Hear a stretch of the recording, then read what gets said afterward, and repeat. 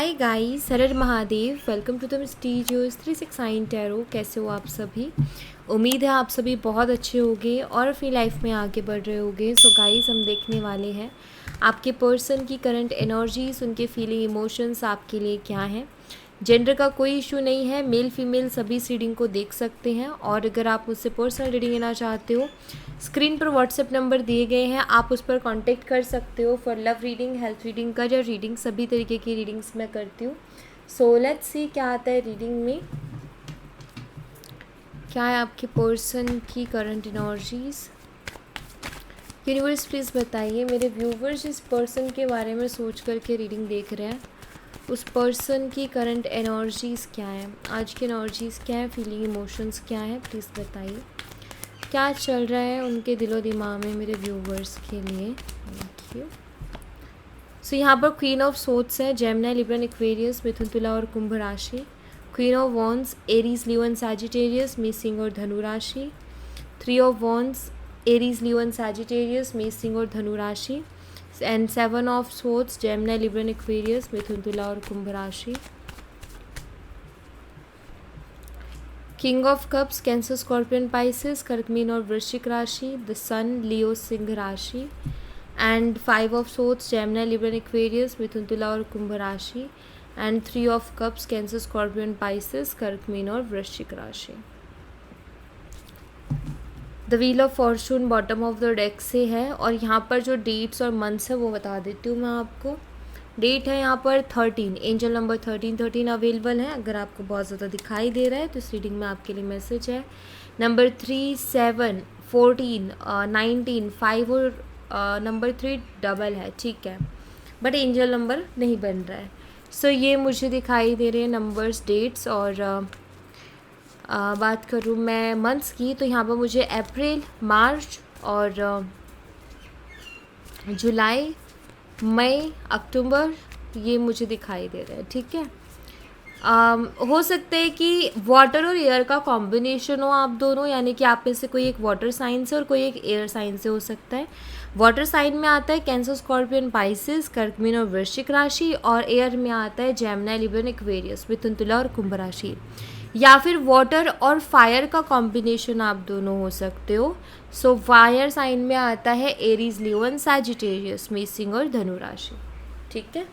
तो ये मैं यहाँ पर देख रही हूँ। तो चलिए अब इनको हम क्लैरिफाई कर लेते हैं। क्वीन ऑफ सोट्स को क्लैरिफाई कीजिए यूनिवर्स। क्वीन ऑफ सोट्स की एनर्जी यहाँ पर क्यों है, प्लीज़ बताइए। क्वीन ऑफ सोट्स को क्लैरिफाई कीजिए प्लीज़। यहाँ पर 2 ऑफ वॉन्ड्स है।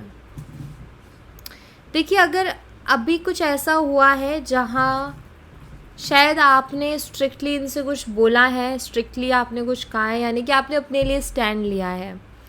मे बी बहुत चीज़ों को ये इग्नोर कर रहे थे या बहुत चीज़ों को जस्ट ऐसे ही ये टाल रहे थे। तो मुझे ना यहाँ पर ऐसा दिखाई देता है कि जैसे आपने अपने लिए स्टैंड लिया या फिर आपने इनको कुछ क्लियरली बोला। मे बी आपने इक्वल गिव एंड टेक के बारे में बोला, मे बी आपने बोला कि जैसे मेरे एफर्ट्स है, जैसे मैं हूँ वैसे अगर तुम नहीं हो या मेरे लिए फील नहीं करते हो तो तुम क्लियर हो जाओ। कुछ तो मुझे लगता है कि आपने बहुत स्ट्रिक्टली या बहुत क्लियरली इस पर्सन को बोला है। सो यहाँ पर क्योंकि मुझे दिख रहा है कि ये ना आपकी कही हुई बातों को बहुत सोच रहे हैं। यहाँ पर 2 ऑफ वॉन्ड्स है जो कि बताता है कि आपने कुछ तो ऐसी बातें इनसे की हैं जो कि इन्होंने कभी एक्सपेक्ट नहीं किया था कि आप बोल जाओगे, क्योंकि अभी तक आप सिर्फ इनकी सुन रहे थे, लेकिन अब शायद आपने इनको बोला है। तो यहाँ पर मुझे ऐसा लगता है कि ये पर्सन जो हैं अब उन बातों के बारे में सोच रहे हैं, ठीक है। आप शायद बहुत स्ट्रेट फॉरवर्ड पर्सन हो एंड आप साफ साफ सीधा सीधा बोल देते हो। अगर आपको कोई चीज़ सही नहीं लग रही, अच्छी नहीं लग रही, तो आप साफ मुँह पे बोलते हो, सामने वाले को बुरा लगे भला लगे। बट पहले आपने सोचा बहुत कि कहीं मैं कुछ ऐसा ना बोल दूं कि सामने वाले को बुरा लग जाए, और आप बहुत सोचते भी थे। बट फिर आपने नोटिस किया कि सामने वाला तो कुछ भी बोल दे रहा है, वो तो बिना सोचे समझे बोल दे रहा है, चाहे मुझे बुरा लगे अच्छा लगे उसको, तो वो तो इस बारे में सोच ही नहीं रहा है। देन आई थिंक आपने फिर बोला कि चलो ठीक है, अगर वो भी बोलता है तो मैं भी बोलती हूँ फिर वैसे ही, या मैं भी बोलता हूँ एटलीस्ट अंदर ही अंदर तो घुटूंगी नहीं ना। तो यही सीन रहा है। और अभी इतना ज़्यादा इम्पैक्ट गया है आपकी बात का कि पर्सन उसी के बारे में सोच रहे हैं। पहली चीज़ तो ये कि आपके पर्सन ये सोच रहे हैं कि आपके अंदर ये चेंज कैसे आ गया, क्योंकि सडनली उन्होंने देखा कि आपने अपने लिए स्टैंड लिया, सडनली उन्होंने देखा कि आपने अपनी सेल्फ रिस्पेक्ट के लिए बोला। तो ये सबसे ज़्यादा तो ये सोच रहे हैं कि ये आखिर आप में इतना चेंज आया कैसे, अभी तक तो आप कुछ बोल ही नहीं रहे थे, अब आप कैसे बोले हो। ठीक है, क्वीन ऑफ वॉन्ड्स को क्लैरिफाई कीजिए यूनिवर्स। क्वीन ऑफ वॉन्ड्स की एनर्जी यहाँ पर क्यों है प्लीज़ बताइए। क्वीन ऑफ वॉन्ड्स को क्लैरिफाई करें प्लीज़। यहाँ पर हर्मिट की एनर्जी है, वर्गो कन्या राशि की एनर्जी है, एंड यहाँ पर 4 ऑफ सोर्ड्स भी है। हर्मिट एनर्जी बताती है कि ये इंसान जो है कुछ ऐसी एनर्जी में है जहाँ ये ज़्यादा लोगों में इन्वॉल्व नहीं हो रहे हैं। लाइक अगर फैमिली बैठी हैं बात कर रही है तो ये नहीं है वहाँ पर, यानी कि ये किसी से बात करना इनको भी अच्छा नहीं लग रहा है, अकेले अकेले रहना ज़्यादा अच्छा लग रहा है, खुद के साथ टाइम स्पेंड करना ज़्यादा अच्छा लग रहा है इस इंसान को। एंड आपके बारे में बहुत ज़्यादा सोच रहे हैं ये भी मुझे दिखाई देता है। और ये ना मतलब ये ना सोच रहे हैं आपके लिए कि आप पहले से ज़्यादा कॉन्फिडेंट हो गए हो। पहले शायद आप डरते थे कि कहीं रिश्ता ना ख़राब हो जाए, कहीं इंसान को बुरा ना लग जाए, कहीं ये चला ना जाए, लेकिन अब आप कॉन्फिडेंट हो गए हो। अब आप बात करते हो, पॉइंट टू पॉइंट बात करते हो, क्लियर बात करते हो, और आपके मन में वो डर नहीं रहा, आप कॉन्फिडेंस है कि भाई अगर तुम मेरे हो तो तुम समझोगे और रहोगे, नहीं तो फिर बहुत है लोग ऐसे। तो चीज़ अब उनको समझ में आने लगी है कि भाई अब ऐसे काम चलेगा नहीं आपके आगे, क्योंकि अब आपके मन से ना वो डर निकल गया। पहले आप बहुत डरते थे रिश्ता ख़राब हो गया तो क्या होगा, बट इतना ज़्यादा घुट गए आप अंदर से, इतना ज़्यादा हर्ट हो चुके थे कि अब आपका वो डर भी कहीं ना कहीं चला गया है। तो अब आप बोलने लगे हो कि भाई ठीक है अब बोलना ही पड़ेगा, है ना। आपके पर्सन ये रियलाइज़ कर चुके हैं कि आपके अंदर अब चेंजेस आ गए हैं। अब आपके साथ ना ये वैसे नहीं कर सकते जैसे इन्होंने पहले किया। ठीक है, 3 ऑफ वॉन्ड्स को क्लैरिफाई कीजिए यूनिवर्स। 3 ऑफ वॉन्ड्स की एनर्जी को क्लैरिफाई कीजिए प्लीज़। 3 ऑफ वॉन्ड्स यहाँ पर क्यों है प्लीज़ बताइए। यहाँ पर स्ट्रेंथ एनर्जी है, और यहाँ पर 7 ऑफ कप्स भी है। अभी हाल ये है कि इस इंसान का ना, ये आपके बारे में सोच तो रहे हैं, लेकिन ये इंसान की आपसे डायरेक्ट बात करने की हिम्मत नहीं हो रही है। इनको करेज की ज़रूरत पड़ रही है आपसे बात करने के लिए, और इनको बहुत सोचना पड़ रहा है आपसे बात करने से पहले। ये एक तरीके से अच्छा साइन भी है, क्योंकि शायद उनके मन में अब एक डर आया है। पहले इस डर में आप रहते थे, लेकिन अब इनके मन में आया है कि अगर मैंने कुछ भी बोला उल्टा तो मैं इस रिश्ते को खो सकता हूँ, या अगर मैंने कुछ भी गलती की तो ये रिश्ता ख़राब हो सकता है। शायद पहले ये डर आपके मन में था। ठीक है, ऑलरेडी हो सकता है कि अभी आप लोगों के बीच में बात ना हो रही हो, बिल्कुल ही बात बंद हो, लेकिन फिर भी वो बात करना तो चाहते, लेकिन वो हिम्मत ही नहीं है कि वो आपको फेस करें। और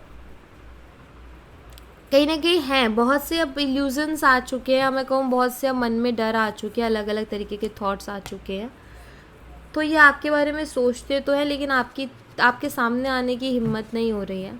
इनको नहीं पता कि क्या आंसर करेंगे। लॉन्ग डिस्टेंस रिलेशनशिप भी हो सकता है ये। बट हाँ कि मुझे ऐसा लगता है कि इन्होंने ना आपका वो साइड देखा है। अब जो साइड इन्होंने पहले नहीं देखा था, इन्होंने वो साइड देख लिया है, और इनको समझ में आ गया है कि आप एक ऐसे इंसान हो कि जब तक सहन कर रहे हो तब तक सहन कर रहे हो, और जिस दिन आपके सब्र का बांध टूटेगा उस दिन फिर आप सुनाओगे भी बहुत अच्छे से। ये पर्सन इस बात को अब समझ चुके हैं, इसीलिए इनकी हिम्मत भी नहीं हो रही है आपके सामने आने की।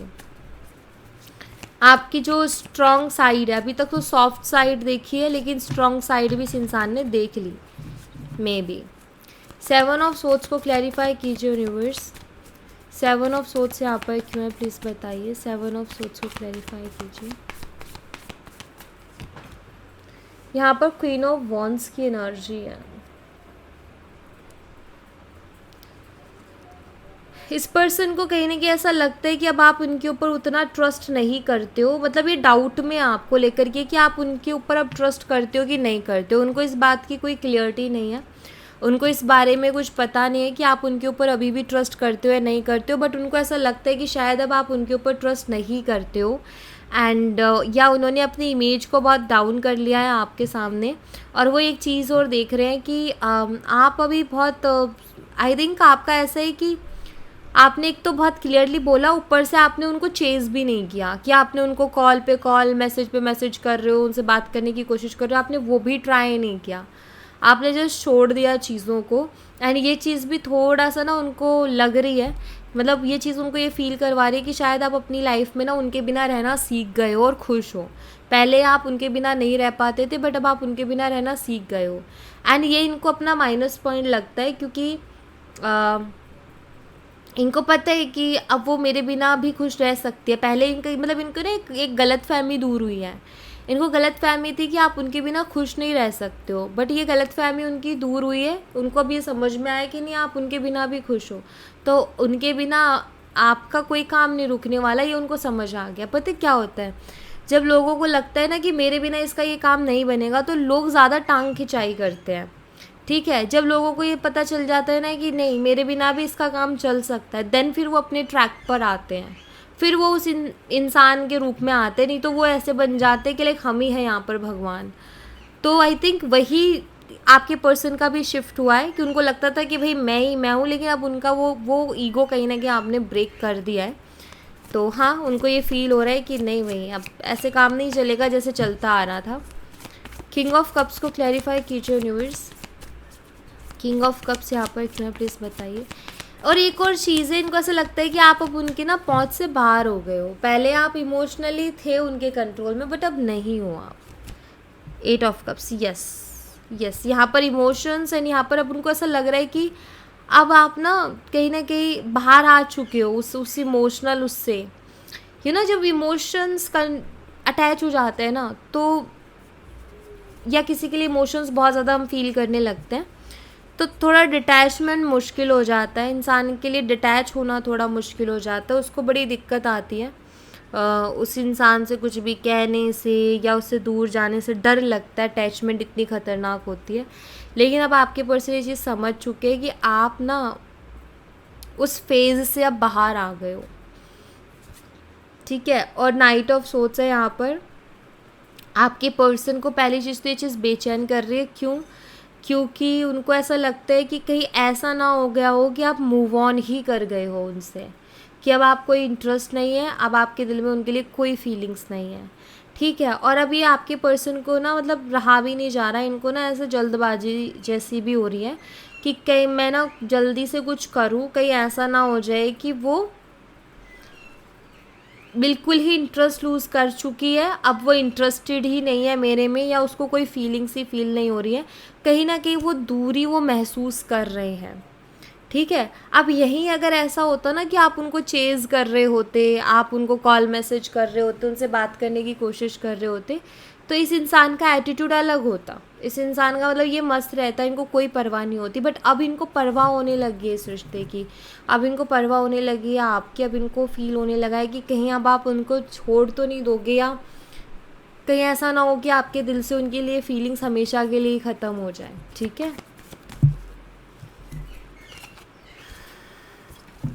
द सन एनर्जी को क्लैरिफाई कीजिए यूनिवर्स। द सन एनर्जी यहाँ पर क्यों है प्लीज़ बताइए।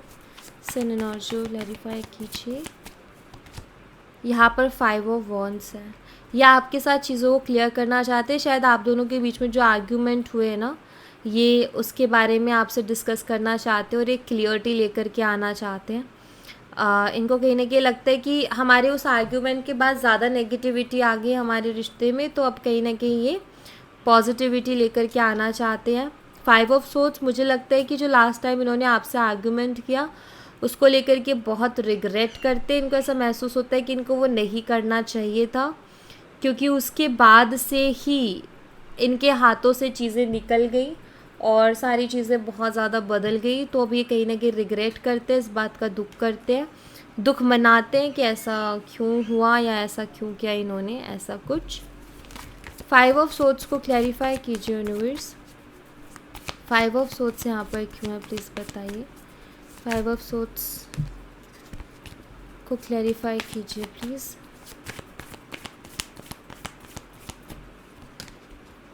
यहाँ पर टू ऑफ सोर्ड्स है।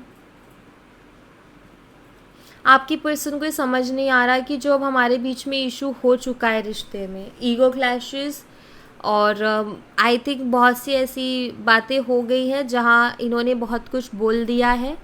और पता है क्या होता है कि वर्ड्स ऐसे होते हैं कि एक बार अगर शब्द निकले ना मुंह से तो फिर वो वापस नहीं होते हैं, तो वो कहीं ना कहीं लगते ही हैं। और मुझे वही लग रहा है यहाँ पर भी कि इनके साथ भी वही चीज़ हुई है कि इन्होंने बोल तो दिया, अब इनको समझ नहीं आ रहा है कि जो रायता फैलाया है इस रायते को मैं समेटूँ कैसे, वापस से क्वीन ऑफ कप्स की एनर्जी में आपको कैसे लाया जाए। अब क्वीन ऑफ कप्स कैसी होती है, ये बहुत इमोशनल होती है, और जब रिलेशनशिप ख़राब होता है या पर्सन चाहे कितनी बदतमीज़ी करो, लेकिन ये अपने इमोशंस को एक्सप्रेस करती रहती है और ये रोने लग जाती है बहुत जल्दी। और क्योंकि ये दिल की साफ़ है, इसको डर लगता है रिश्तों को खोने से, ये अपने रिश्तों को सब कुछ मानती है अपना, और ये इमोशनल है, ठीक है। ये कहीं ना कहीं चेज़ भी करती है, पीछे भी भागती है, ये खुद को भूल जाती है, खुद की सेल्फ रिस्पेक्ट भी इसको याद नहीं रहती है।